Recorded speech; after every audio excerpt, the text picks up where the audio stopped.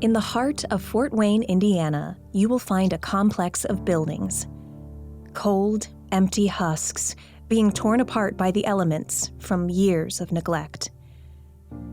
It's a site that many Americans have grown callous to, a relic of the Rust Belt, another industrial factory closed and forgotten.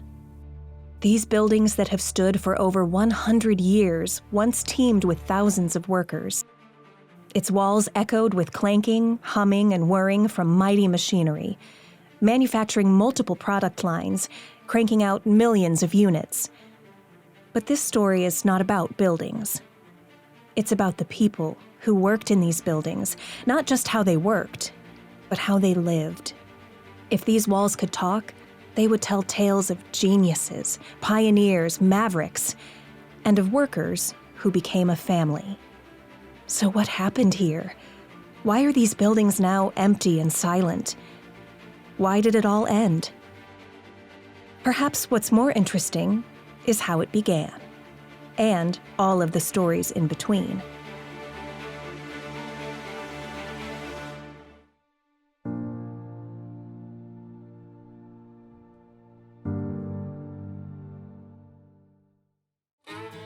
This whole story begins with the light bulb. Ask anyone and they will tell you that Thomas Edison invented the light bulb, right? But it really isn't that simple. Not only was Thomas Edison not the first person to think up the light bulb, the idea was patented 2 years before Edison was even born. Edison made a better light bulb by improving on ideas that came before him. Before Thomas Edison tinkered with light bulbs and became America's most celebrated inventor, he was a telegraph operator for the Wabash Railroad Company. It was this job that brought him to Fort Wayne, Indiana in the summer of 1864 when he was just 17 years old. It would be another 15 years before inventor Thomas Alva Edison would triumphantly emerge from his lab with a practical incandescent light bulb that could change the world. However, someone other than Edison would be the first to bring electric lighting to Fort Wayne. Incandescent lamps weren't the only means of electrical illumination being experimented with at the time. Another invention with a lot of momentum behind it was arc lighting. Inventor Charles Brush was the first to bring his arc light system to the commercial market. Arc lights were much brighter than the incandescent light bulb that Edison had designed. They were too bright for small rooms. The first advantage of creation of electricity was lights, of course. Street lights and lights in large spaces such as a manufacturing facility. Because arc lights you couldn't have in a room like this. It just wouldn't work. In 1880, a Brush arc light system was put into operation in Wabash, Indiana, making it the first city in the United States to illuminate their streets entirely via electricity. In 1881, James Jenney and a business partner, Walter S. Hicks, traveled to Fort Wayne, Indiana in hopes of finding investors in a venture to manufacture and sell arc light systems. Fort Wayne was already considered a railroad center. There were 6 rail lines that went north, east, south, and west, so there was a lot of activity. The town had a reputation for success that brought businesses here. You had a skilled workforce. Jenney and Hicks, however, were finding it difficult to lure investors, and their trip to the Summit City was proving to be fruitless. The 2 discouraged men returned to the Abilene Hotel where they were staying and sat down for an evening meal. That night, a chance encounter with a fellow diner would change their luck and the course of Fort Wayne history. They struck up a conversation with John Keiss, a shipping clerk with the Evans McDonald Wholesale Dry Goods Company. They told Keiss about their reason for traveling to Fort Wayne. Keiss eagerly made arrangements for them to meet with his employer. Yeah, I know somebody who might want to look at that because he knew his boss was an entrepreneur who would jump on a good idea and carry it through to the max, actually. And so that's how it was arranged. Ronald Trevor McDonald was an entrepreneur with a penchant for investing in and promoting new business ventures. There would be no company without him. I'm certain of that. It appears that he was a man who saw an idea and used all of his energy to make it a successful operation. Not only was he receptive to meeting with Jenny and Hicks, but he immediately made arrangements for a demonstration of the arc light system in his warehouse that very night. On Monday evening, July 11, 1881, with everything in place, the switch was thrown and a blazing light emitted from Jenny's arc lights. A newspaper account from the evening said, "The warehouse was made as bright as the sun." 1 week later, McDonald and several other investors made an agreement with Hicks to finance the manufacture and sale of the arc light and dynamo system. He was able, certainly in the case of the Jenny electric lights and others, to see into the future, that with the proper capitalization, investment, and energy, one could develop a profit-making business out of this electric light idea. And so, in the summer of 1881, the Fort Wayne Electric Light Company was formed. The products were advertised under the Jenny name, making Jenny Electric interchangeable with Fort Wayne Electric Company, at least in the public's mind. In June of 1883, the company made baseball history by installing lights at Fort Wayne's League Park. The first night game involving a professional team was played under the bright arc lights installed by the young Charles Jenny. R.T. McDonald was not just an investor and officer of the company, but he was also the chief promoter and salesman. He would travel all over the country in a quest to land new contracts. Sometimes he would visit a town in a private rail car, often hiring a band to herald his arrival with fanfare and a parade. He would hold public meetings and extol the virtues of electricity in hopes the town leaders would purchase a Fort Wayne Jenny system to light the streets of their town. Around this time, a future Fort Wayne Electric Company employee was making a name for himself in New York. James J. Wood is frequently mentioned alongside Thomas Edison, Elihu Thomson, and Charles Brush as one of the key pioneering inventors in applied electrical science. Wood, I think, was on the level at the genius level, basically. And I think he could see how electricity flowed and then figure out how to build a machine to make it do what he wants. Wood excelled at all things mechanical. He is credited with designing the machinery that made the connections for the suspension cables used in the construction of the Brooklyn Bridge. In 1880, he received his first patent at the age of 24 for his design of an arc light dynamo. He had several more patents under his belt when he won the contract to install the first floodlight system for the newly built Statue of Liberty in 1885. As James Wood's star was rising in the east, the sun was about to set on the Jenny era in Fort Wayne. Although James Jenny had founded the company with the business skills of R.T. McDonald, it was Jenny's son, Charles, that was the technical genius behind the patents. Charles parted ways with the Fort Wayne Electric Light Company in 1885 and moved to Indianapolis, where he soon procured funding to start his own company, the Jenny Electric Company of Indianapolis. R.T. McDonald wasted no time in recruiting another genius to replace Charles Jenny.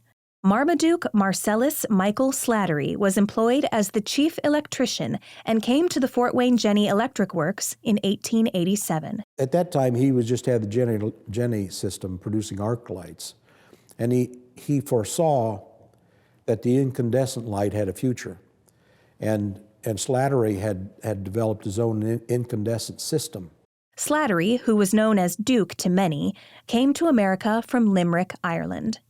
He was a pioneer in the field of alternating current. Slattery had another interesting passion: battery-powered electric vehicles.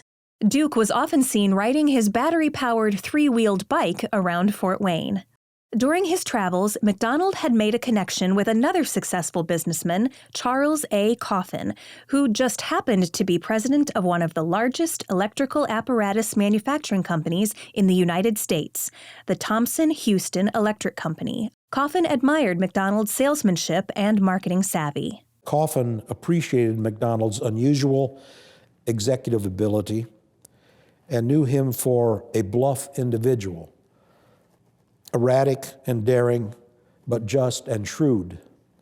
McDonald's methods were not Coffin's, but the two men were probably the most successful merchandisers in the electrical industry in that period.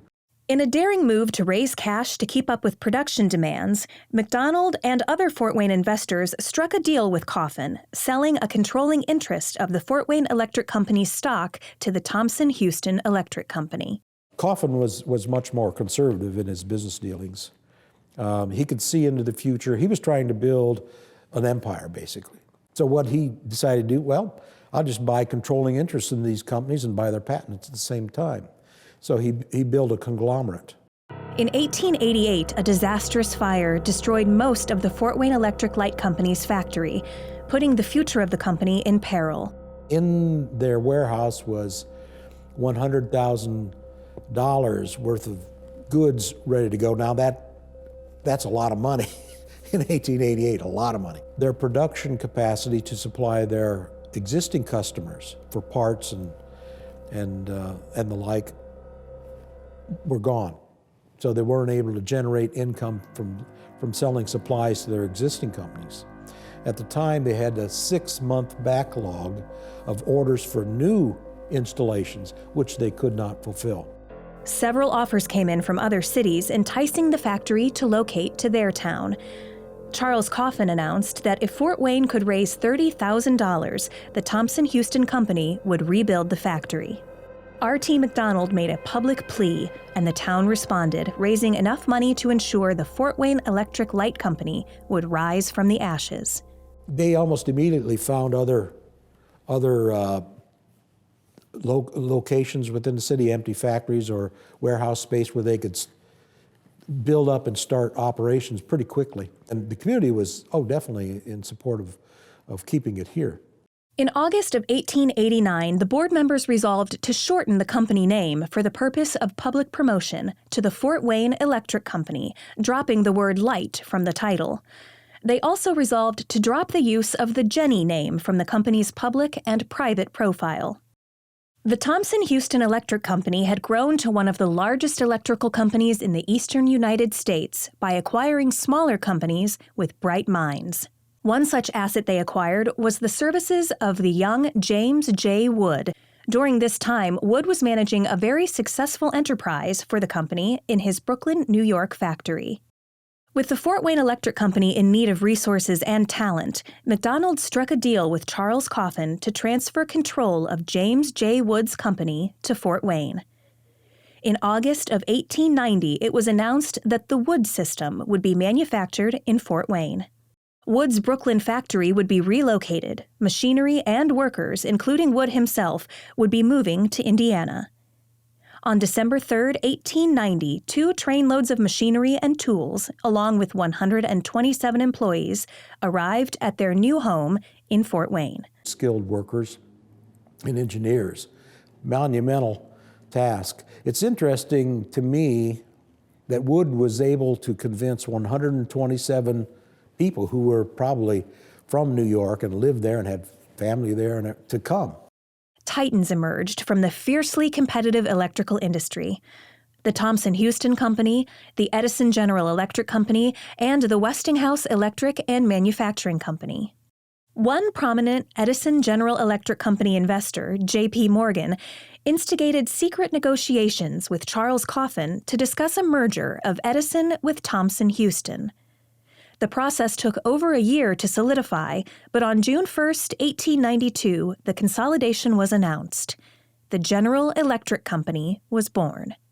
Charles Coffin was chosen to be president of the new entity. R.T. McDonald's stellar salesmanship had managed to keep the factories running at full capacity.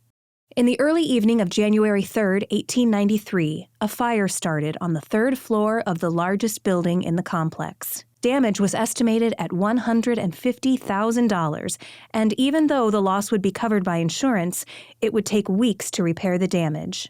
When Charles Coffin and the leadership at the newly formed General Electric Company learned about the latest calamity to strike Fort Wayne Works, they urged McDonald not to rebuild, but instead move the operation to the sprawling facility that Edison had erected in Schenectady, New York. McDonald staunchly resisted this proposal. He had invested too much in the Fort Wayne facility to abandon it now. I think he wanted to maintain the legacy that he had started. But I think it was also Burden, because he was the main man to protect his investors and his workers from monetary collapse, if you will. R.T. McDonald and the employees of the new Fort Wayne Electric Company had now survived 2 fires together, but a different struggle for survival was about to begin. Global events would spark a panic that would spread like wildfire through the financial world. It was called the Panic of 1893, and the resulting economic depression would see the failure of 15,000 companies. The results of this economic calamity were soon felt at the new General Electric Company due to the practice of extending credit to the buyers of electrical systems. The Fort Wayne Electric Company was also having trouble staying afloat in the floodwaters of bad notes created by R.T. McDonald's salesmanship. He'd go into the community and say, I can sell you this system for $15,000. So, well, we only got $5,000. So, well, we'll give you credit on the rest. McDonald turned to Coffin and General Electric, borrowing over $500,000 in a short amount of time. But it was not enough to maintain business and stay ahead of the tsunami of debt. Even Coffin's company, the General Electric Company, was in trouble. And he wanted his money back. McDonald owed him $500,000. McDonald was now prepared to sell the whole company to General Electric if Coffin would promise to keep the Fort Wayne Works open, guarantee the company's outstanding debts, and ensure that the local investors would be taken care of. Mr. Coffin wanted to close the Fort Wayne factories and transfer the entire operation to the General Electric facilities in Schenectady.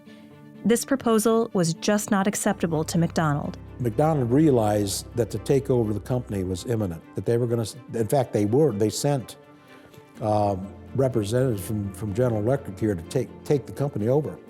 And in a vote of the stockholders. When McDonald learns of this plot, he has only a few days to react to the threat. He soon hatches a plan of his own in which he uses his persuasive powers as a salesman to save the company with a legal system shell game. McDonald has a Fort Wayne judge appoint receivers to protect the company under a bankruptcy agreement. He then creates a new company, the Fort Wayne Electric Corporation. The receivers, in turn, ink a 2-year contract with the new Fort Wayne Electric Corporation to conduct the business affairs of the now protected Fort Wayne Electric Light Company. That might not have been illegal, but it's a pretty shady operation. But by the time the General Electric representatives came to town, it was a done deal.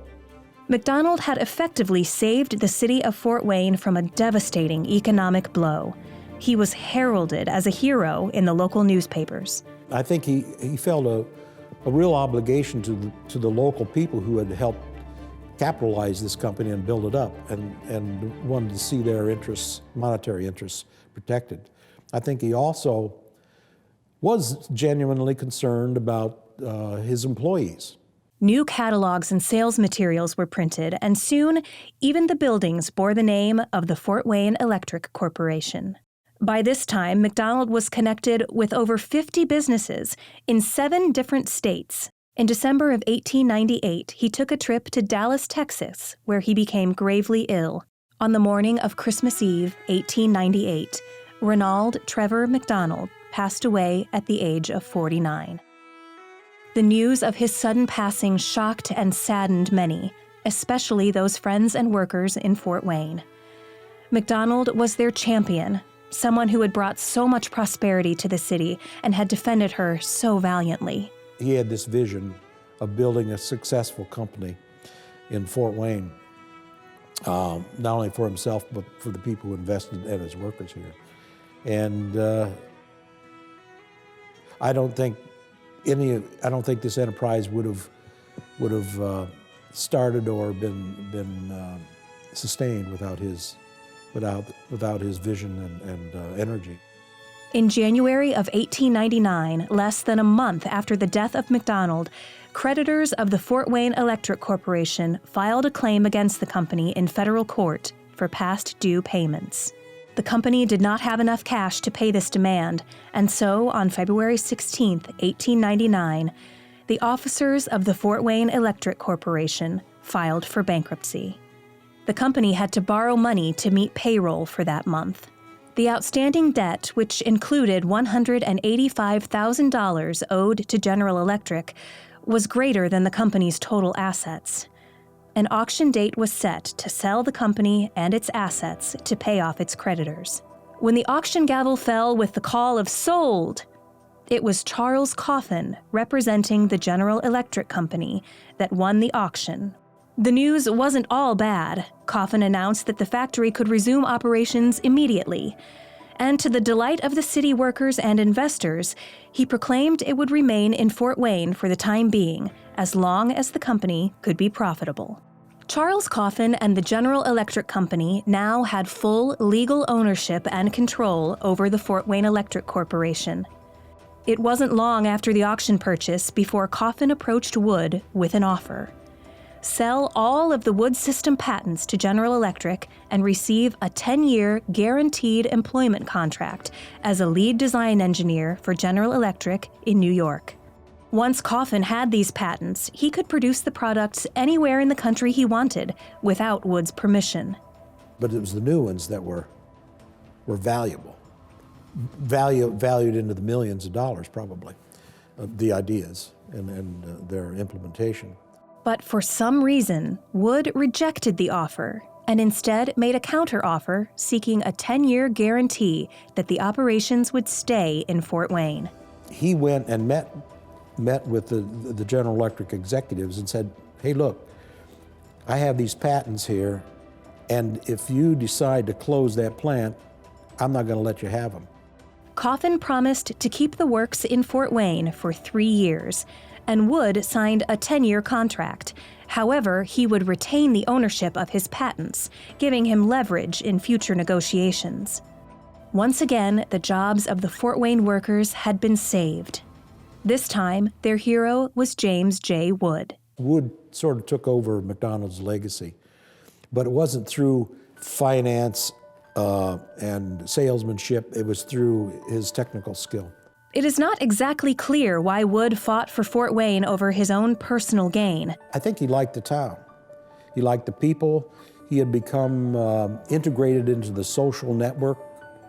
You know, he was a club member. He went to ball games. And I think he also was cognizant of the fact that if the factory moved out of this town, this town is going to be hurt. People are going to be hurt because of his decision. And he may not have wanted to take on that emotional burden, if you will. Years later, he was certain he had made the right decision. "With all the confidence in the world, I signed a contract to operate the plant in Fort Wayne on a fixed percentage of the earnings. And although I received nothing for the first 2 or 3 years but a small salary, neither the company nor myself had any reason to regret that the industry was kept in Fort Wayne." James J. Wood. The company would soon get another new name. On May 9, 1899, the Fort Wayne Electric Works was incorporated under General Electric in New York. The corporation would have 7 directors, 3 from Fort Wayne and 4 in the New York headquarters, ensuring a majority remained under Coffin's influence. Henry C. Paul would be the new president, and Fred S. Hunting would be sales manager. Both of these were roles that R.T. McDonald had filled before his death. James J. Wood would be the electrician and the general superintendent, leading the way into this new era for the resilient Fort Wayne Company.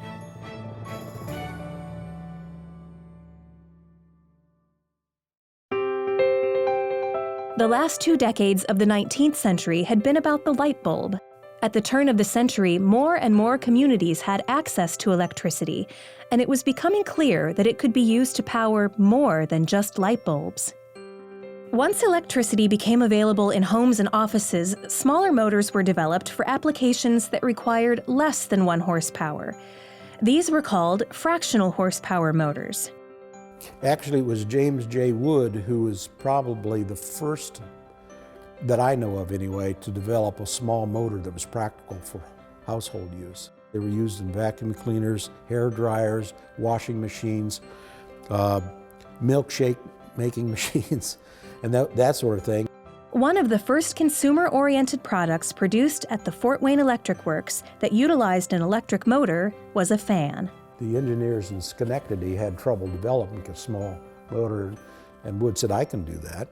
And so he developed what was called the croquet ball motor. They're very small motors, and they were specially adapted for fans. And before that, you could think, well, this is the kind of fan you had before a motor. James J. Wood designed desk fans, ceiling fans, and even a fan held up by an ornate metal fire-breathing dragon mounted to the wall. The electric motor would be a major factor in shaping the identity of the company in the century to come. The market for motors used in home appliances was rising because of the development of useful household items. One of the biggest game-changing appliances of the time was the washing machine. The market was huge, and Fort Wayne had several manufacturers making their own version of the washing machine. The one common denominator was that these appliances needed an electric motor, and the Fort Wayne Electric Works was stepping up to meet demand. The motors and the fans were so popular that I remember reading a story in 1913 where they could not keep up. Things were going so well, in fact, that by 1920, the company responded to the demand by building a separate factory in Decatur, Indiana, just to manufacture motors for washing machines. Because electricity was so new and was still a luxury for some, not every home or business was willing to commit to paying a monthly bill. So, James J. Wood provided them with a pay-as-you-go method by inventing a coin-operated meter box. In 1911, General Electric was hit with an antitrust action by the federal government. General Electric would no longer be able to own and operate companies that competed for the same business. This brought about yet another name change. The company would now be the Fort Wayne Electric Works of General Electric. Business continued to grow under the official General Electric banner.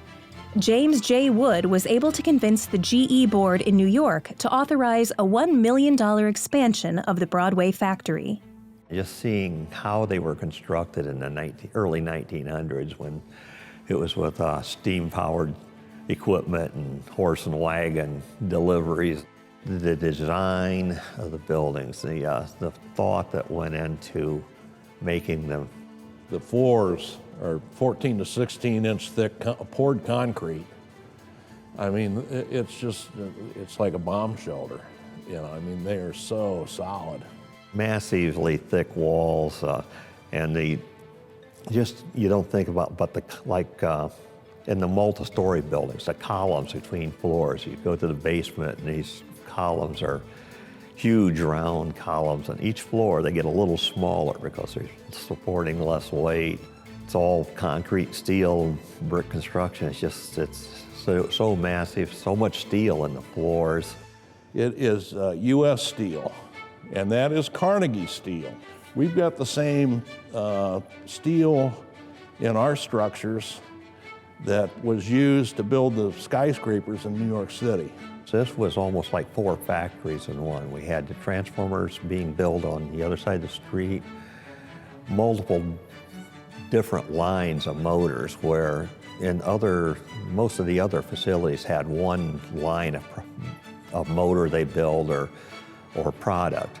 Here in Fort Wayne, we were making general purpose motors and appliance motors and hermetic motors. The addition of the new buildings meant a greater responsibility was placed on the Fort Wayne Electric Works Volunteer Fire Department. In 1895, it was determined that the works should have its own firefighting force. William Billy Wordle, a German-born machinist, would be named Chief of the Firemen in 1904, and in 1913 he was given the full-time duties of fire prevention and firefighter training. The Fort Wayne GE Volunteer Fire Department would continue to be a well-equipped and well-trained group for many decades. Training was conducted on a regular basis with the Fort Wayne City Fire Department, including evacuation drills with the ladder truck. I was a volunteer fireman back in the 70s, early 70s, here all the way up until I left. Rudy and I were both on the volunteer fire committee for Fort Wayne, for GE. And we would do special training with the fire department on Taylor Street. They would send us to fire school. We learned how to put out different types of fires at least 100, 150 volunteer GE firefighters here. And so General Electric was big enough they could afford their own fire crew. The campus of the Fort Wayne Electric Works was able to avoid any major fires during the first decade of the 20th century. But there was one significant fire at a prominent Fort Wayne hotel that had a historical connection with the works. In the early morning hours of May 3, 1908, a fire started in the Aveline Hotel and spread quickly. Many guests in the upper floors had to jump from the windows to escape the flames. 12 people died before the fire could be contained. This hotel was the location of the first dinner meeting between James Jenney and John Keiss that led to the deal with R.T. McDonald and the beginning of the Fort Wayne Electric Light Company. McDonald himself later purchased the hotel before his death. John Keiss, the shipping clerk who made that historic connection at the Aveline Hotel decades earlier, went on to have a long career with the Fort Wayne Electric Light Company. In fact, in 1914, he was one of the charter members of the Fort Wayne Quarter Century Club. The Quarter Century Club was set up to recognize those employees who had at least 25 years of service with General Electric. Also among the Fort Wayne charter members were Plant Superintendent Edward A. Barnes and James J. Wood. The Fort Wayne GE Quarter Century Club would continue to gain members as the years went on. In fact, the Quarter Century was so big, they used to have it at the Memorial Coliseum, and it would be full. It offers people the chance to meet their fellow workers again after all these years. You'll see a lot of hugs. See people we haven't seen in years, you know, and how they've changed. And the group started having annual meetings in 1916 and continued to do so over 100 years later. One member attended a meeting at the age of 101, having been born only 1 year after the club started having its meetings. Robert Gingrich started working for General Electric in Fort Wayne in 1941 and served for 38 years. I went out to work, and there was a big old flat semi-trailer just loaded with motors boxed up in boxes. I said, where's all these motors coming from? Well, he said, GE's got a plant here in Fort Wayne. We manufacture motors, and he had to deliver them. He said, is there ever a job you can get there? Well, he said, he didn't know, but he said, fill out an affidavit, put in a mailbox. That was on a Thursday. I got a Friday to call to take my examination on Friday, and I went to work on Saturday at time and a half. And boy, you talk about a upset, happy person, it was me. When he attended this meeting, he had been retired more years than he had worked. Bob Gingrich's eyes had seen over 100 years of history. The same history that the Fort Wayne Electric Works would have to navigate throughout the 20th century and beyond. When Bob Gingrich was born in 1917, the United States was fighting in the First World War. The 360 young women of the Fort Wayne Electric Works were an integral part of the workforce and had formed strong bonds with each other. The men of the company had enjoyed competing together in sports for decades, and the women celebrated their strengthened camaraderie by forming their own sports teams. In 1915, several young ladies formed the ELEX basketball team, named after the Greek word electron. Soon after that, a core group asked E.A. Daddy Barnes for help with forming a GE Girls Club, and in December of 1916, the ELEX Club was formed. And they did all kinds of work for the community and travel for the ladies. In those days, they didn't want to travel on their own, so they took plane rides to New York and overseas. They took bus rides to different locations, and it really expanded the horizon of the ladies in those ages. And they worked with the YWCA when they were founding the organization, and they had supper programs and educational classes and different kind of programs to really educate the ladies. The ELEX Club continued and grew to 450 members by 1920. In 1919, a committee was formed to explore the possibility of creating a recreational building for the workers. Over the next few years, that plan became a reality when the GE Club building was completed in 1927, with a gymnasium, stage, lockers, and even a 12-lane bowling alley. Total employment for all of the departments of the works peaked at 10,000 in 1929. Having thousands of employees meant the Fort Wayne Electric Works had a very large payroll. Since the beginning of the company and through most of the 1920s, the payroll had been paid out in cash every week. Company officials were worried that such a huge sum of cash being transported and distributed each week might become a target for robbers. A system was developed to safeguard the cash as it was delivered from the bank to the company payroll office. Brinks guys carrying money bags in and guys sitting there with shotguns. The company stopped paying with cash in September of 1927. Employees were issued a paycheck that they could safely deposit in the bank of their choosing. Then, on October 29, 1929, Wall Street stock prices collapsed, signaling the beginning of the Great Depression. People were laid off. They tried to mitigate the impact upon their employees by reducing the number of hours that each employee worked. And so everybody at least had some money. In this time of uncertainty, labor unions became more attractive to workers looking for security. In September of 1933, Fort Wayne GE workers charted a union local of the American Federation of Labor. This would eventually become known as Local 901. The Fort Wayne Electric Works lost 2 of its longest-serving leaders during the years of the Great Depression. Plant Superintendent Edward A. Barnes retired in June of 1931. James J. Wood, the prolific inventor and leader who fought to keep the works in Fort Wayne, died on April 19, 1928. He received 240 patents for his inventions, placing him 4th all-time among all General Electric Company inventors. The loss of Barnes and Wood marked a passing of the original Genny Electric era into the 20th century Fort Wayne Works of General Electric. Small motor sales had grown to $16 million annually by 1930, and the Fort Wayne Works had 24% of the national market share. The equivalent of 8.5 acres of manufacturing floor space was dedicated to the production of small motors, and this department alone employed over 3,000 workers, cranking out 58,000 units per week by 1937. Before World War I broke out in Europe, James J. Wood had the opportunity to take a business trip to Grasse, France to research a new technology being developed.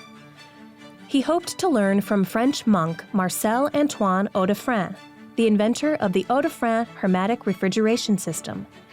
In October 1911, GE decided to manufacture the system in Fort Wayne.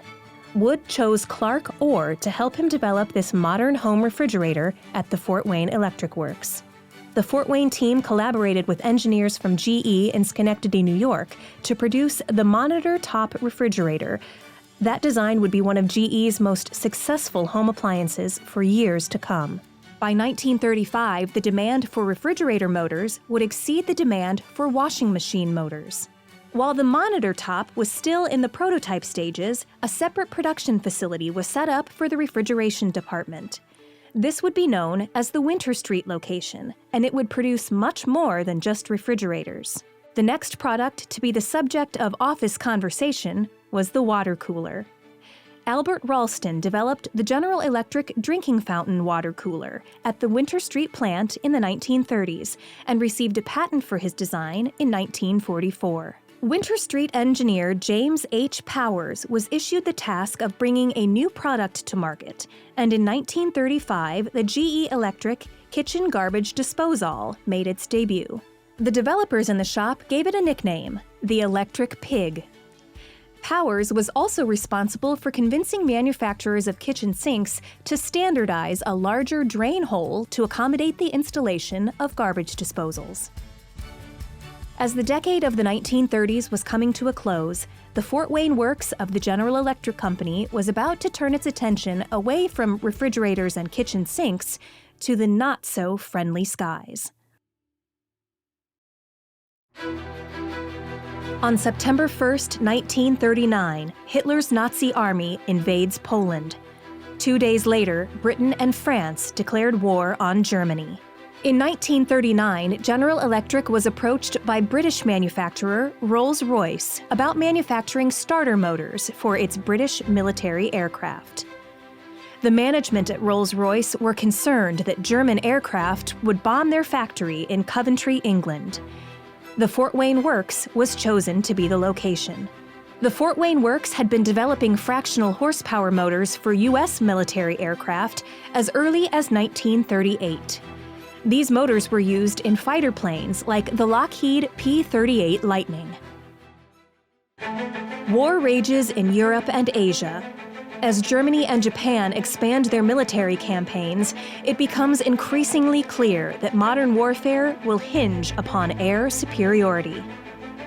As Germany launches the Battle of Britain, the island nation only has 620 aircraft to mount a defense against thousands of Luftwaffe warplanes. The U.S. ally is in desperate need of aircraft. Not only did the British need planes, but if the United States was going to remain a world power, it would also have to step up production of U.S. warplanes. There was one important piece of technology being developed at this time that the Allies hoped would give them an advantage in achieving air superiority: the turbo supercharger. This device helped aircraft travel higher and faster by gathering up thin air and condensing it into dense air, increasing the amount of oxygen the engine takes in for combustion, giving the aircraft the ability to perform more efficiently at higher altitudes. By late 1940, the demand was rising for military aircraft equipped with GE turbo superchargers. This included military aircraft such as the Lockheed P-38 Lightning, the Republic P-47 Thunderbolt, the Northrop P-61 Black Widow, and the consolidated B-24 Liberator. One of the most imposing bombers of the era, the B-29 Superfortress, with 4 massive prop engines, required 8 turbo superchargers. With the looming possibility that the United States would be drawn into the war against Hitler's advancing forces in Europe, it was clear the military would need a lot of planes, and that meant a lot of turbo superchargers. The need was so urgent that the United States government decided to finance the building of several new factories dedicated to the production of turbo superchargers. In June of 1941, the federal government announced plans to build a massive new factory in Fort Wayne, Indiana. Over 47 acres of land was purchased from General Electric on Taylor Street, just west of the St. Mary's River. The building plans called for a structure with over 700,000 square feet of manufacturing space at a cost of $25 million. The factory would have on-site testing facilities to simulate flight at 25,000 feet. The turbochargers took a great amount of, and it was superheated steam as well, because it had to be dry for the turbochargers to replicate exhaust. 3 huge boilers would be installed to supply steam for turbo supercharger testing and all other plant operations. The factory would require over 9 million gallons of water per month. Once the factory was built, it would be leased back to General Electric to begin producing turbo superchargers. The plans were made public on December 5th, and ground was broken for the new factory on December 6th, 1941. And then...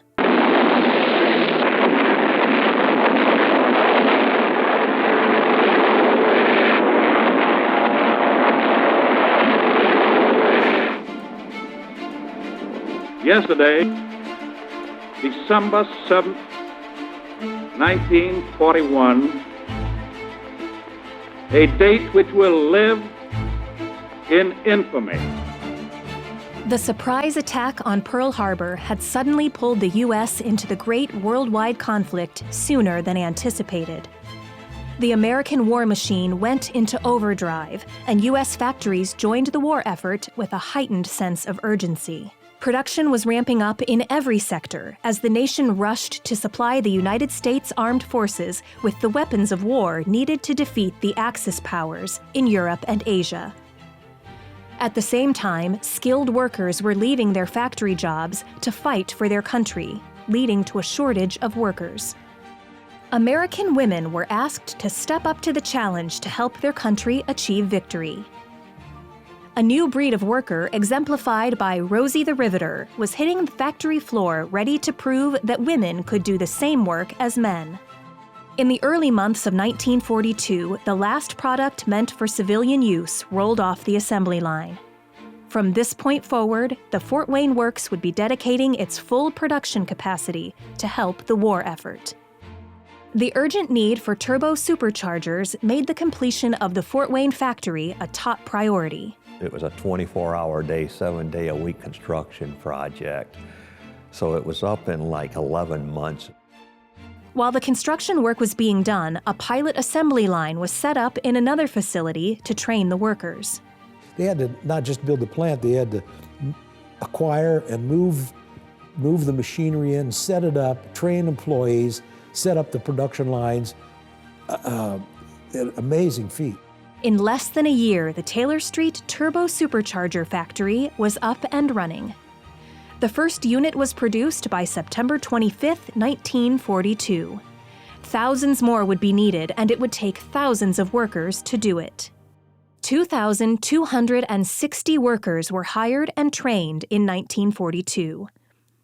By the end of 1943, the Taylor Street plant had 4,825 workers building turbo superchargers. Most of the workers were women, but the management had 3 categories listed: men, women on men's jobs, and other women. At the beginning of the war, 1940, 20% of their employees over the whole corporation were women. By 1944, 40% of the workers in General Electric Corporation were women. The United States government had commissioned only 5 factories across the country to produce the turbo superchargers. In 1943, production was up close to 18,000 units, which was second overall. In 1944, workers at the Fort Wayne Taylor Street plant had the highest production levels in the nation, with almost 50,000 turbo superchargers manufactured. By the end of the war, the Fort Wayne factory had built a total of nearly 90,000 turbo superchargers and over 175,000 supercharger impellers. Although the work at Taylor Street was very important, this was only a fraction of the Fort Wayne Works' contribution to the war effort. The Broadway campus was hard at work as well, producing a wide variety of much-needed instruments for war being fought in the air, on the ground, and at sea. Military aircraft had sophisticated systems that required several small electrical motors for a variety of tasks. A typical warplane needed 170 motors. The fractional horsepower motor department of the Fort Wayne Electric Works had to expand its product line to build motors for such applications as computers, compressors, ammunition boosters, antenna reels, fuel pumps, defrosters, cameras, tail skids, sighting seats, and searchlights, just to name a few. The Fort Wayne Works also manufactured larger electric motors for the B-17 and B-29 bombers to be used in landing gear, wing flaps, bomb doors, and tail wheel actuators. Those bombers were also equipped with rotating turret guns for fending off enemy fighters. GE developed a new Amplidyne and motor control system that gave gunners quicker, more accurate targeting. Fort Wayne produced 7,500 of these units per month. The Navy also made use of GE Amplidyne systems to control the rotation and positioning of its 40mm anti-aircraft guns. The Winter Street plant was charged with building the entire power drive system for the 40mm twin-mount Mark I Bofors anti-aircraft gun. Compressors were built here that were used in anti-aircraft gun control systems and recoil mechanisms. Other production at the Winter Street facility included refrigeration units for food and medical supplies on board various Navy vessels, including battleships, aircraft carriers, and smaller ships. There was one special transformer component that was manufactured for use in military communication radios. The dynamotor converted the 20-volt DC power supplied by aircraft to the several hundred volts needed to power the electron tubes in radio units. The Fort Wayne Works manufactured over 1 million of these dynamotors during the course of the war. A wide variety of large generators were built here, including the 300-kilowatt auxiliary generators used in submarines. Thousands of huge diesel and gas-powered generators, some of which weighed several tons, were made for the U.S. Army. The U.S. Navy also ordered a variety of generators, totaling 10,000 for use on several different types of ships. The transformer department of the Fort Wayne Works went above and beyond the call of duty to fulfill an order straight from the front lines in North Africa. 25 people gave up their weekend as all 3 shifts came in for production on Sunday. All of the extra effort paid off as the order was fulfilled and shipped out in just 4 days instead of 5. This exemplified the work ethic espoused by the entire Fort Wayne Works during World War II. The Navy Board for Production Awards selected the works to receive the Navy E for Excellence in Industrial Productions 3 consecutive years. During 1942, 1943, and 1944, the Navy E flag was flown over the plant, and workers could wear a Navy E lapel insignia. Employees didn't just give their time and effort, they also gave their money. The Fort Wayne Works received the Minuteman flag from the U.S. Treasury in recognition that 90% of the employees had given 10% of their pay to buy war bonds. That added up to a lot of dollars, since the annual wartime payroll of the Fort Wayne Works averaged over $23 million. The combined employment at all of the factories of the Fort Wayne Works exceeded 20,000 employees during peak production in 1944.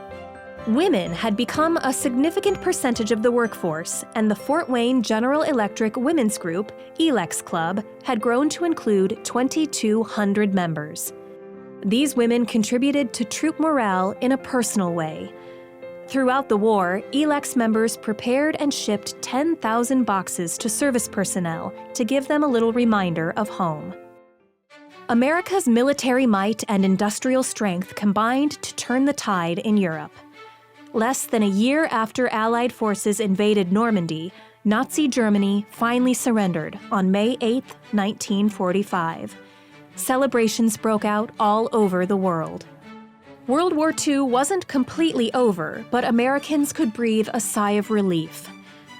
It was over a month after VE Day before the production rush eased up enough at the Fort Wayne Works to do a symbolic gesture to acknowledge the victory. Management gave the order to relight the grand General Electric logo sign, which shone out over Fort Wayne from its perch on top of one of the tallest buildings on the campus. The sign had been turned off right after the news reached Fort Wayne about the Japanese attack on Pearl Harbor. This sign had been a symbol of pride for the company and Fort Wayne residents since 1928. It stood 50 feet high above the rooftop, giving off a blue and white glow from 925 incandescent 25-watt bulbs. This sign would be a constant landmark on the Fort Wayne skyline through the rest of the 20th century and into the 21st century. The nation's attention now shifted to the Pacific Theater, and within a few uneasy months, that conflict too came to an end. Japan surrendered on August 14, 1945. 2 atomic bombs had crippled the heart of Japan's war industry, wiping out factories and workers. When the news was announced at the Fort Wayne Works of General Electric, the factory whistles blew, heralding the victory. Workers joined the jubilant celebration. Works manager M.E. Lord announced that Fort Wayne GE employees were allowed to take 2 days off to be with their families. Soon, millions of U.S. military men and women were returning home. The women of the Fort Wayne ELEX Club had to cancel a January 1946 trip to Chicago because the railroad coaches were filled to capacity with war veterans making their way back home. The end of the war meant that the majority of the military production was coming to an end as well. The workers of the Taylor Street factory had fulfilled their duties to supply the military with the desperately needed turbo superchargers. The U.S. government closed the production facility in April of 1946. A few days later, General Electric purchased the plant outright from the government at a cost of $5 million. It would no longer produce turbo superchargers, but instead it was converted to a fractional horsepower motor factory and magnet wire mill, employing 725 workers. The Fort Wayne Works of General Electric welcomed back 2,400 veterans after the war. Many women returned to their pre-war positions or left to devote time to their families. After the military contracts ran out, the workforce had to be reduced to peacetime levels. By the beginning of 1946, employment levels had gone down from a high of 20,000 at the peak of war production to 11,800. As life returned to normal after the war, young veterans who were glad to be home wanted to settle down and start families of their own. This led to the post-war housing boom and the baby boom.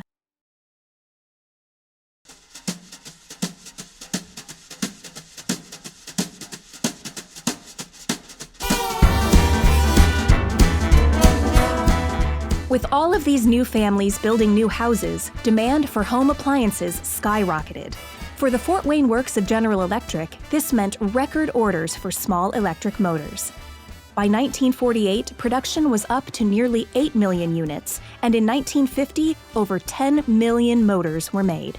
In 1952, the local company newspaper changed its name to General Electric News, Fort Wayne, Indiana, dropping the time-honored use of the Fort Wayne Works name, which had been used since 1899. This in-house publication had been a great resource for employees since the early days of the company. For a long time, there was the GE News, a weekly paper that came out that covered what was going on in the businesses, and usually had a few employee interest articles. Since this Fort Wayne factory complex had enough employees to rival a small city, there was much to talk about. Along with corporate news about promotions, retirements, and special awards, there were also a variety of specialty columns. No paper would be complete without a sports section, and there were plenty of employee sports teams to go around. Bowling, softball, golf, basketball, volleyball, water polo, soccer, boxing, and of course, the national pastime, baseball. Employees had played baseball since the earliest days of the Fort Wayne Genny Electric Company. The Fort Wayne Works of General Electric even had its own professional baseball team, known as the GE Voltmen.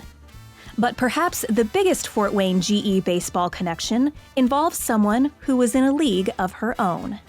Isabel Alvarez came from Cuba to play in the All-American Girls Professional Baseball League in 1949. She played for the Fort Wayne Daisies during the 1951 season and ended up playing for 5 different teams before finishing her professional career back in Fort Wayne. She started her American dream with a job at General Electric, Fort Wayne, and had a long career before retiring in 1999. Another baseball story begins a little closer to home. Bob Gingrich started working for GE Fort Wayne in 1941. He was quite the bowler in his day, playing for the GE Fort Wayne team in the American Bowling Congress competition of 1955. But what he remembers most fondly over 60 years later is the time he spent coaching the Fort Wayne General Electric Little League team. That was the thing that really gave me the great happiness to see all those kids play. Jerry Love was one of the young players he coached. He was a teacher. He had a lot of knowledge, and he wanted to share that knowledge with us. He was competitive, he wanted to win, but most of all, he wanted us to improve and to have fun. Jerry took the time to write Bob a letter thanking him for the impact he made on his life, even 50 years later. Dear Mr. Gingrich, I was a short, skinny second baseman who could field a little but couldn't hit a lick. I remember that Saturday waiting by the phone to find out if I'd made a team and being thrilled to find it was GE because they were the best. You worked and then gave up your off time to teach us the game. For that I thank you. With warmest regards, Jerry Love. During the baby boom era, family activities became increasingly important. One of the events most fondly remembered is the annual Christmas party. I went to my first GE Christmas party at the GE Club when I was probably 5. They'd have Santa Claus up on the stage, and all the GE kids got to sit on Santa's lap It was crowded, it was full, it was fun, everybody was dressed up. And I brought my little children, and we would watch some type of a stage show, and it was maybe a comedian or some dog act or something like that, and it was like a really nice program they put on. And then when we walked out, my children would get the stocking filled with the fruits and the gifts for them. And maybe a nice Tonka truck. It was nice to get a toy and to see Santa Claus, because a lot of these people came from Ohio, Michigan, Whitley County to work at GE in Fort Wayne. They also had these Saturday morning programs for a while. You could come watch a movie, and they would have cereals. You'd come back. Bowling leagues and the softball leagues, and basketball over at the club. I was on the Taylor Street basketball and volleyball team. Played golf in the golf league. The social activities through ELEX, that was a big way for us to expand and grow our friendship base. At our company picnic every year, you know, Transformer, we had a tug of war, and that was big bragging rights. We had a trophy. Picnics where you'd get to meet the plant manager. And the plant manager, he could sit down at your table and you could eat chicken with him or whatever, you know. The local 901 union always had parties and picnics. They still have them today. The clubs, the sports, the parties, the picnics, all combined to make coworkers feel like a family. It had a big family feeling to it. You work next to somebody every day for years, you learn about them, you learn about their family, you know. Even though they live in the next town over, you're still your neighbor. You saw those folks just as much as you saw your spouse. We'd have carry-ins if people retired, carry-in if maybe somebody passed away and they were just coming back to work. We just had carry-ins for everything. Sometimes if you had a person that was sick or you were down and out, they'd always take up a collection for you.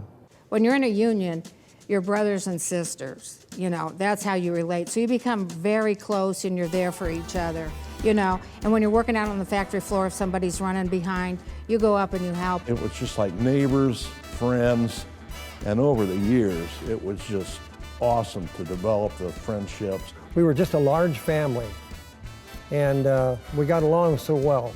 And in a lot of cases, they actually were family. I'm fourth generation GE. My great-grandpa and my grandpa Archibald, they lived in Ossian, and they would take the interurban train and they would ride into Fort Wayne to work at General Electric. And then my father started, and my father was named Glenn E. Archibald, no middle name. And one time I asked Grandpa, I said, how come you didn't give my dad a middle name? He said, because I knew he'd work at GE and I wanted his initials to be GE. It was a family tradition to work at GE. GE was big. I mean, a lot of my friends, his fathers worked at GE. My aunt worked at GE. My mother had worked there during World War II. One of my uncles worked at Decatur GE and some of his family members, and one of my aunts worked at Fort Wayne GE at Motors, and my brother worked there for a while. A couple cousins. My mother worked at GE, all my aunts and uncles worked at GE. I was in my late teens, early 20s, and sort of floundering, trying to figure out exactly what I wanted to do. And my grandfather, and in fact, a lot of my relatives had worked at General Electric. And my grandfather came home so proud one day that he'd got me into the tool and die maker program at GE like he had gone through. And I had to sadly tell my grandfather, who I love very much, that tool and die machinery was not really what I wanted to do. I met Dan Lovinger, who was the general manager of Specialty Transformer Operation, and after several years we developed a relationship and we ended up getting married. The people are my favorite thing about working at GE. I mean, I even married one. Because General Electric was such a major employer in Fort Wayne for over a century, a lot of people in the town have some kind of personal connection to GE. Just about anybody in the city of Fort Wayne has had a relative or a neighbor or an acquaintance, somebody, somehow, sometime has worked here at GE. Got orders to go to Vietnam. As soon as I got there, would you believe there was a guy that picked me up there from Fort Wayne, Indiana. And you know where he worked at? Right here at GE. the number of employees that GE had had over the years compared to the population of Allen County. And if I remember correctly, I think we come up with on average, 1 out of 9 people had worked at GE sometime or another. Came to Fort Wayne in 1959. I think the employment was around 10 to 12,000. Started our first job at GE in 1964. I made $1.80 an hour. I started in September of 1973.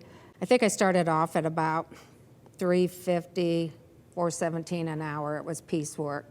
One of the first impressions was just how sprawling it was. This place was huge. Big and scary. Busy, everybody busy, working like a busy bee. I couldn't believe that many buildings had that many people working in them. Smells the varnish, different varnishes, different places where they treat the motors and transformers. Anytime you were in GE, you would come out smelling like GE. And nobody could ever lie and say they went to work, because when you came home, you definitely had that smell. Sound of the punch presses hammering away. Boom, boom, boom. And everybody talked loud. They hollered.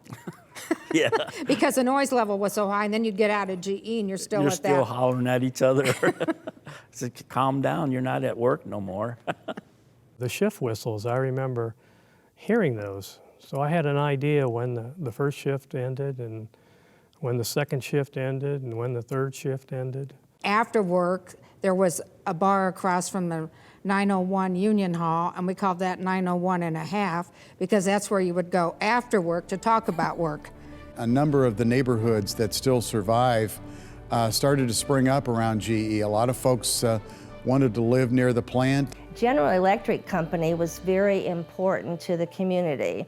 They had a lot of employees, and that was your bread and butter, to come and work at GE. Good wages, terrific benefits, good retirement, and it enabled a lot of families reach their dreams. I made enough money to send my kids to college. They went to college, had everything paid for, and I had good health insurance for the family. Employees could enjoy some of the fruits of their labor by shopping at the employee store. We bought all GE appliance. They used to have a GE appliance store over on Sweeney Avenue, across from the credit union. Well, we'd get better deals on coffee pots, toasters, just anything they had. So that was a big thing at Christmas, was to go to the GE store on Sweeney Avenue and pick out your hair dryers, whatever you might want. It's the newest, most exciting sound in town. It's a General Electric blender that's going around. Completely new from base to lid. Take it apart, see what they did. The non-skid base is the lowest you'll ever see. The decanter has a 36-ounce blending capacity. In 1968, GE Fort Wayne had 8,000 employees producing a variety of motors, transformers, and other products. The 1970s saw the advent of globalization. The system was such that it just was not compatible with keeping up with where the market was going. By 1977, the Fort Wayne workforce had been pared down to 5,500 employees as production continued to be divvied out to other locations. Through the 60s and the 70s and up till about the early 80s, very early 80s, we were able to get frequent price increases in the market to cover our escalating costs of labor, contracts, cost of materials, and those things. By the time we'd reached the 80s, it was nearly impossible to get a price increase. It was a thing of the past. Soon, General Electric was announcing plans to build 2 new plants in Mexico. The company built a plant in Juarez, Mexico, and that plant started to pick up product out of Taylor Street. The 40-frame and 30-frame motors went down there. That move probably was driven by the need to get lower-cost products. Weldon Schaefer was asked to travel from Fort Wayne to help set up the factory and train workers in Juarez, Mexico. Most of the workers were paid a rather low wage, which was pretty much standard with all the other work that went across the maquiladora, they called it. It was a transition of American industry into Mexico. Quite a number of people that were probably not happy that I was helping with that transition, but I did feel it was part of my responsibility, no matter what. And I understood it was a thing that was going to happen. There was nothing that we were going to do to stop it. Might as well make the best of it. The board at General Electric corporate headquarters were looking for someone who could steer the ship through the uncharted waters of the emerging global economy. They settled upon a bold new leader that in some ways was reminiscent of the business genius of Charles Coffin and the charisma of R.T. McDonald. Jack Welch became president and CEO of General Electric in April of 1981. He took a more accessible, hands-on approach to leadership, and that earned him a lot of respect. I think he was really on the lookout for ways to maximize GE's prominence, and under him, I mean, it became one of the largest corporations on the planet. He used to say, if you're doing things today the way you did them a year ago, someone has either caught up with you or they've passed you. He was a big change agent. But his culture of change was met with apprehension by some of the GE workers that had counted on the factory for generations. Unions were always trying to get job security all across the country. That's what the labor movement wanted from GE, was job security. By the time the 100-year anniversary of the founding of Fort Wayne Genny Electric Light Company rolled around in 1981, there were 4,700 employees on the payroll. In 1982, major flooding hit the city of Fort Wayne. A national disaster was declared, and President Ronald Reagan came to survey the damage. As the floodwaters were still rising, the president took time to help Fort Wayne volunteers place sandbags to hold back the floodwaters. This wasn't the first time that Ronald Reagan had visited Fort Wayne. Years earlier, actor Ronald Reagan came to visit, and his destination was the Fort Wayne Works of General Electric. Reagan was the host of the television show General Electric Theater from 1954 through 1962. The Elex Club held a banquet in his honor when he came to visit and mingle with employees in 1954. During the 1980s, there were a lot of changes made under the leadership of Jack Welch. Employment levels at GE Fort Wayne shrank to just 2,900 workers, the lowest levels since before World War I. Guy Rhodes would often give reports to the management at GE corporate headquarters, including Jack Welch. He was a terrific manager, remembered everything, got to know these motor businesses quite well, was a tough reviewer, seemed to ask all the right questions, and you had to have your wits about you. You couldn't wander off. Your answer had to be direct, to the point. The pruning of operations that Jack Welch had implemented system-wide began to pay off. GE stock was up by 500% at the end of the decade. In Fort Wayne, the Motor Business Group remained profitable. It was a powerhouse.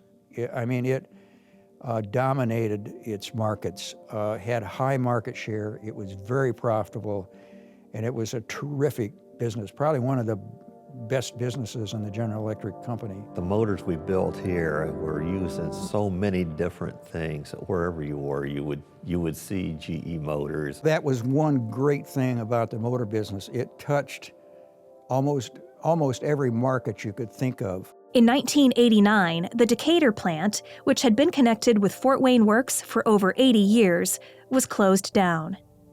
I think the idea that they may close the plant or move production somewhere else had been going on for a long time, but our plant in Decatur had one of the highest levels of productivity within the whole system of motors. So many of us kind of thought it was, a wolf cry that's not going to ever come about, but it did. It did. Many of the workers were able to transfer to the Fort Wayne campus. I started in 1969 in Decatur, And I worked there till 1988 when they announced they were closing Decatur. And we had a chance to come up here to Fort Wayne. So I put in my bid. I got into Fort Wayne. I stayed working here till 2006. This was truly a time of uncertainty for many GE workers. As a GE employee, you're kind of focused on the local area and, geez, what we're doing here is, why isn't it better recognized? Or we've been here a long time, we're making money for the company. A lot of times we felt that maybe he didn't have employees' best interest in mind, that he was too focused on the profits and all. But from a shareholder's perspective, this made the company's value grow to record levels. General Electric's stock increased by 1,000% during the 1990s. Many GE employees owned stock in the company, giving them a unique perspective.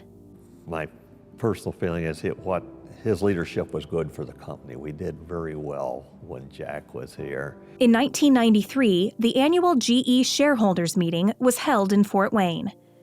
Denver Sarver was able to ask Jack Welch about his business strategy during his visit. It was making 7-8% at that time, and he had other businesses that were making over 30%. And so if he sold the motor business and invested the money from that into those other businesses, which would I rather make 7 or 30%, as a shareholder, he had to do what was best for the company and the shareholders. If he could have, back in the 70s and 80s, he would have put every General Electric plant on a barge and moved that barge wherever he could find the cheapest labor. GE Fort Wayne had about 1,450 employees at the end of the Jack Welch era. Slowly, piece by piece, over the next few years, the Fort Wayne works would lose production jobs to other factories. Most went to Mexico. Eventually, the cost of producing product in Fort Wayne did catch up with the Fort Wayne operation. But it was always the feeling that you're seeing the business move away and jobs move away with it. If it's decaying, eventually it will decay to a point where the end result is the same. The business will close or it'll be sold. Over the years, they lost a lot of people. They'd have small layoffs, never call people back, and I don't think the public knew how small the employment was getting at General Electric. By 2014, there were only 90 employees left on the Fort Wayne roster.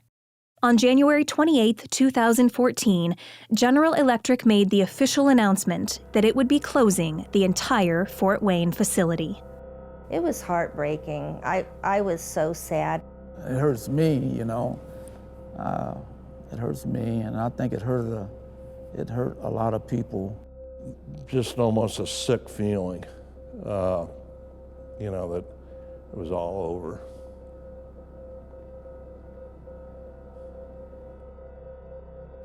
All the memories, all the people, just gone. Never be a fifth generation. Just kind of empty, from what it used to be. All the equipment and the noise and the sounds and stuff. The people, it's almost like a ghost town. It's empty. It's empty. It's just like a hole. It's empty. It was bing, bang, boom. I mean, they unbolted it, it was on a truck, and it was out of here. I couldn't believe it.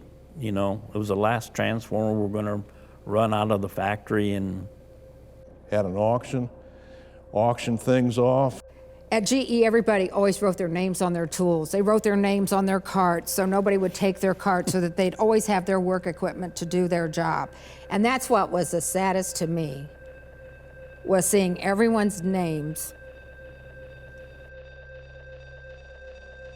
Kevin was there for the final day, when he had to close and lock the door for the last time. Walking out of here for the last time, what did you do? Went home and drank some beer.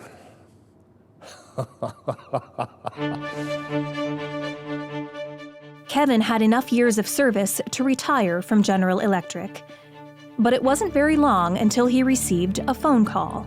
About 6 months later is when they started having the break-ins here with kids, mostly kids, you know, and that's when GE asked me to come back. With the buildings now empty, community members were concerned about the future of the campus. You're the councilman for this area. What are you going to do about it?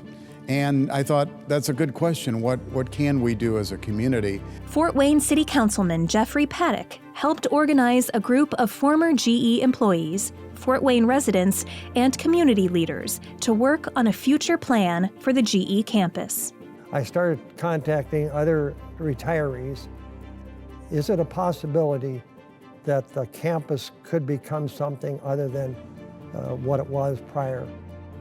In March of 2016, workers removed the GE logo sign that had towered over the GE campus building for almost 90 years. Its loss was a shock to many in the community. It was a landmark, certainly. You saw it from all over town. When I came to Fort Wayne in '59, that sign was bright and shining every night, and you could see it from everywhere. This is where I work. This is the GE sign, you know. The actual meatball, the GE meatball, has been shipped down to Evendale, down in Cincinnati. For the members of the General Electric Campus Coalition, the removal of the GE sign underscored how urgent the need was to secure the property and preserve the legacy. It was a wake-up call because that really ignited our group. I think there was a real concern that all the buildings would be knocked down. Finally, all of the hard work and searching would pay off. On February 13, 2017, an important announcement was made. Baltimore development firm Cross Street Partners had agreed to purchase the property from General Electric and save it from the wrecking ball. Electric Works was born. A vision to transform the 18 historic buildings on the 39-acre campus into a mixed-use facility where people can live, work, and play. The hope is to utilize some of the 1.2 million square feet of indoor space to house business startups, education partners, medical facilities, offices, and retail businesses that would be an economic engine for the surrounding area. The plan also calls for converting some of the floor space into loft-style apartments with views of downtown Fort Wayne. I was super excited to hear about Electric Works because it was like a part of our history was going to stay. These buildings are beautiful. All of us never dreamed that we'd be at this point at this time.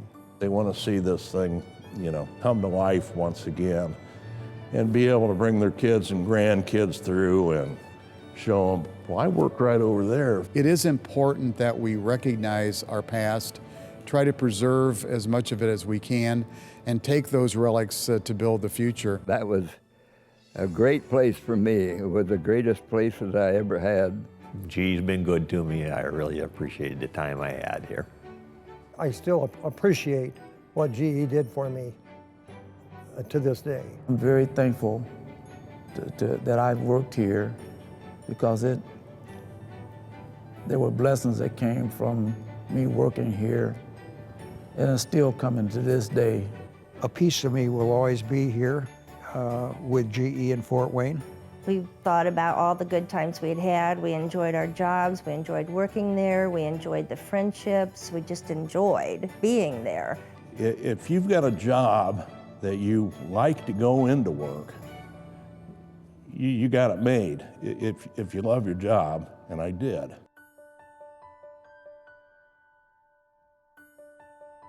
Some of my cohorts said at the time, Kevin will be the last one here, and they were right. The hope is that these dead, lifeless buildings will once again teem with life, and that the legacy of R.T. McDonald, James Jenney, James J. Wood, and thousands of others who have worked and lived here will be felt by future generations for years to come.